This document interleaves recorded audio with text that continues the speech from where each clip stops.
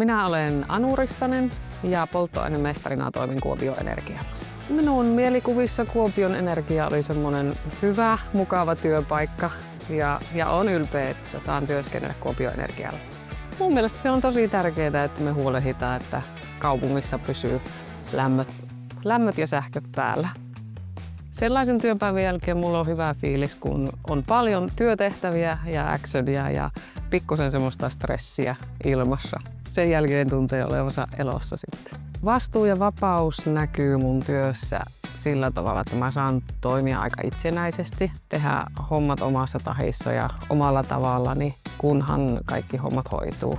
Olen tykännyt siitä, miten Kuopion Energia kohtelee minua. Silloin esimerkiksi kun aloitin töissä täällä, niin kaikki otti hyvin lämpimästi vastaan ja tunsin olevani tervetullut. Olen tykännyt tosi paljon mun työkavereista.